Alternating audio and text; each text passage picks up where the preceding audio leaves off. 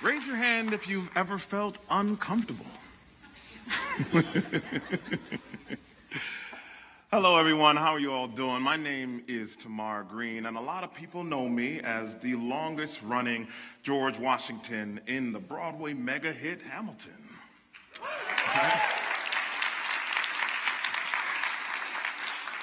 So I have been in many big stages all over the world, but I gotta be honest with you, being on this TED Talk stage was a little nerve-wracking. I had a lot of ideas in my mind about what it had to look like, how impactful it had to feel, and so I almost said no. I'm happy to be here, but I almost said no. And honestly, it was really inconvenient as well, right? I'm a performer, I'm a teacher, I'm a husband, a father, and at 36 weeks pregnant, we are expecting our second child any day now.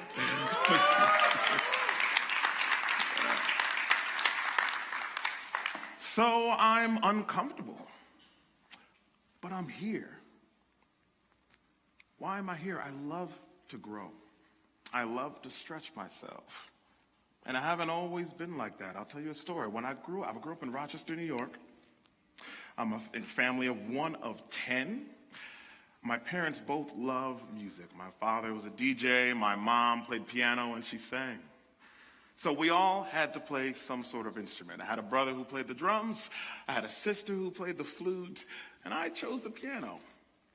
And I joke sometimes that I chose the piano because it was the biggest instrument I could hide behind. But it's honestly not a joke. I grew up with crippling anxiety and massive stage fright. But I was good at it. So I did it. By the time I'm getting ready to go to high school, I really wanted to get into the School of the Arts. And in order to get into that school, you had to audition. So I'm practicing my piece. I'm getting it ready, and I'm feeling really good about it.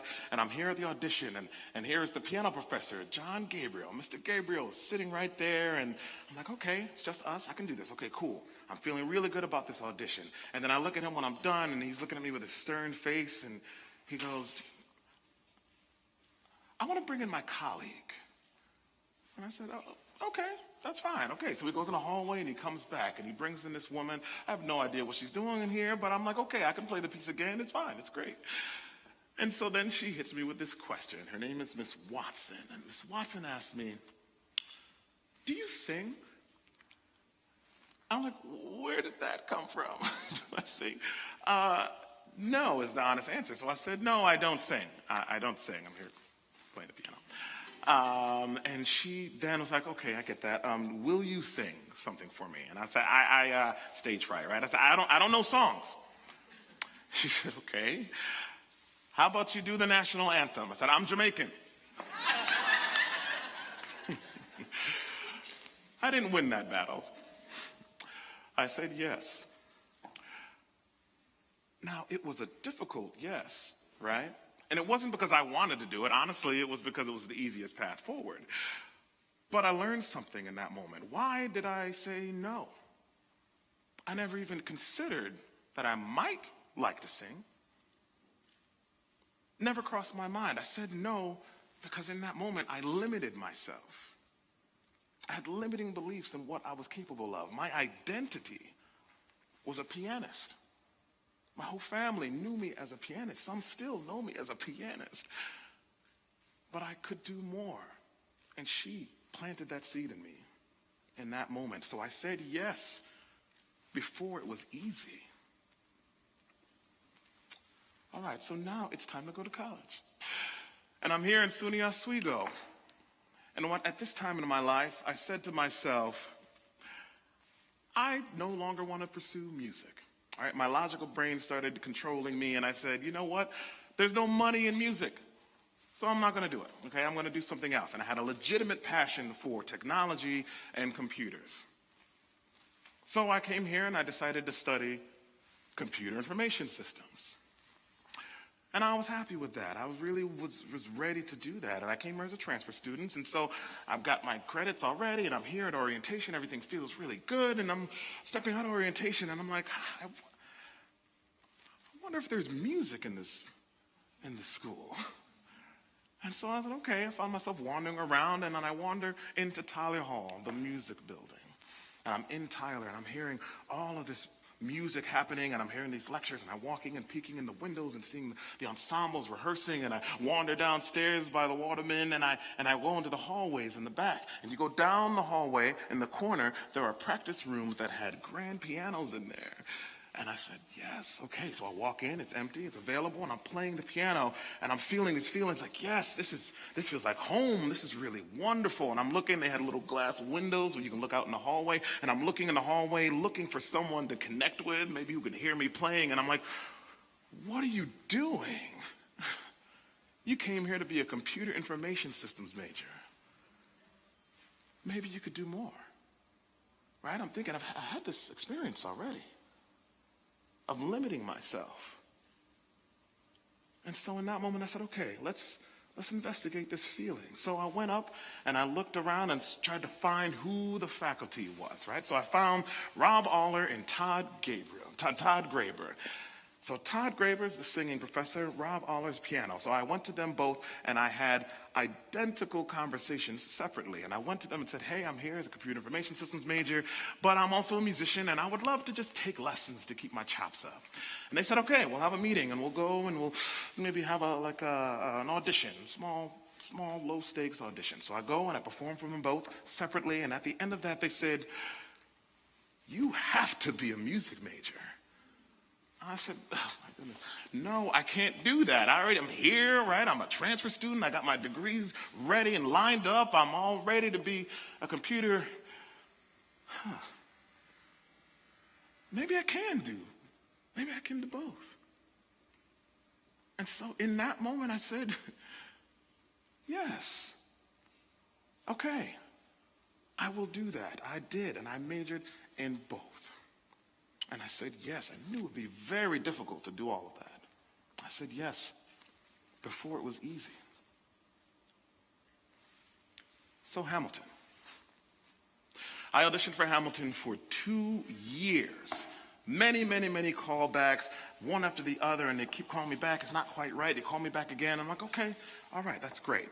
So I worked other jobs, worked other shows, and I booked this show called Love Never Dies. And it was the sequel to Phantom of the Opera. And I loved this show. It was really a lot of fun. And so we're rehearsing this show, and we rehearsed in Manhattan. And then the next stage is to go out of town to start the tour. All right? So I'm here starting the tour, and we have tech. And tech is the most important part of the process. They are creating the show. They got the lighting. You've got to be on the stage, and they work on staging, choreography, all the technical aspects of the show. So it's very important. So I'm there, and I'm ready to do the show and ready to get to our opening night. And who calls? Hamilton. Tamara Green, we would like to see you. And I said, okay, they want to see me for the final callback. Now, the final callback is also called a work session, and they work with you for 30 minutes with the creative team, and they're massaging all the pieces, and it's a very exciting part of that process, right before you may book it. But I already was committed to this other show, and it was Tech Week. And I said, I can't, I'm seeing these obstacles, and I'm like, I can't do that. I already said yes to them, and I committed to that. So I don't want them to think I'm that guy, and I'm not committed to the show. So I said no to my dream show. I said no. That decision hurt me for months. I'm on the road, on tour, and I'm seeing friends getting callbacks, seeing friends book the job. I'm like, that could be me. That should be me. Until about 5 months later, Hamilton called again. Tamar, we would love to see you for final callbacks for Hamilton. Oh, I said yes immediately. Yeah. Okay? So I said, and I'm further away at this point. I'm in a whole other state, and I'm like, okay, we got to figure this out. All right, I can do that. So here's what we do. Monday is the day off, right? So on Monday, can they do the audition on Monday? Yes, they can. Great. First step. Now talk to Love Never Dies folks. Hey, I know we're kind of bouncing around on Mondays, but I'm going to go back to New York. Can I meet y'all in the new city? And they're like, all right, you got to be there. I'm like, I will be there. Cool. So we got it. I booked my plane ticket. Everything's ready. I have my bags. I got to travel with my own bags. I got two 50-pound bags, 100 pounds of luggage. I'm running. I get to the airport. My flight is canceled. Okay, let's find a new flight. Okay, obstacles. Let's find a new flight. I'm doing this. I get a new flight. This new line takes about an hour and a half to get there, but I'm like, okay, I can do the new flight. And then I talk to my agent and say, hey, I might not quite make it the same time as I was going to. Can they see me a little bit later? And the casting came back and said, yes, they can. I said, okay, I can do that. I got my stuff. Everything's ready. New flight. I get to New York. I had to go right from the airport and go right downtown to Midtown. I got my bags. I am sweating. And I make it in there upstairs to the audition space. And I've got nothing left. I am drained. But I'm there. So they call me in the room. I'm like, okay, hi. And at this point, I was not auditioning for just George Washington, right? I was auditioning for many of the roles in Hamilton. So they hit me and said, all right, let's get started. Do you have the burr? Dear Theodosia, what to say to you? Mulligan Madison, Hercules Mulligan, a tale is spying on the British government. I take the measurement information and then I smuggle it. Lafayette, I'm taking this horse by the reins, make a red coat, spread it with blood stains, and I'm never going to stop until I make a drop and burn them up and scatter the remains. Washington, Alexander Hamilton, troops are waiting in the field for you. If we manage to get this right, one last time. Hitting it. Feeling really good about this. And then they asked me something that surprised me. They said, hey, I'm looking at your resume, and I'm seeing you had a wonderful audition. I'm just looking at your resume, and I'm seeing a lot of classical stuff on here, some opera stuff. You said, you went to Oswego, I see you went to again, wonderful audition. Do you happen to have any opera on you? I was like, I got a bag full of Hamilton. But I said, yes, I'm doing this. I've been seeing obstacles my whole way, but I'm here. I'm not going to limit myself. I can figure this out. And so I said, yeah. So to answer your question, I do not have any opera stuff on me, but they were like, no, don't worry about it. I understand. I said, no, wait. I can figure it out. Just give me a second. And I got something. And I went over to the pianist and I said, excuse me, if I may just sit at the piano for just a moment, right? Thank you, Mr. Gabriel. Thank you, Rob Aller. And I'm sitting there and I'm playing and I'm warming up. And I'm like, how high do you want to sing today, Tamar? I didn't warm up for opera, right? So I found it. I figured it out. And then I said, okay, now what do I sing? My mom's favorite art song. Katari, Katari, perché mi dicesti parole amare, perché mi parli o cuore me turmiente Katari. Non te scordar, catadorate o cuore Katari, non te scordar.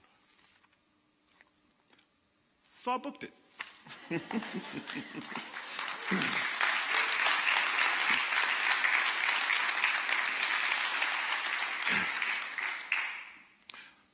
So now, after 7.5 years, 2,043 performances, I said yes again.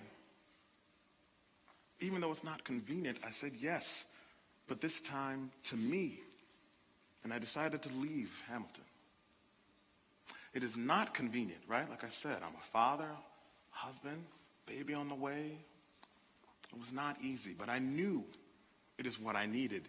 And even though it wasn't convenient, I know that growth never is. Opportunity is never convenient. Your dreams rarely respect your schedule. I bet out there one of you, many of you, have an opportunity that feels very difficult, maybe impossible. a lot of obstacles. That might just be your doorway. So if anybody asks me for any piece of advice, I'd say don't wait for it to be simple. It will never be simple. Say yes before it's easy. Thank you.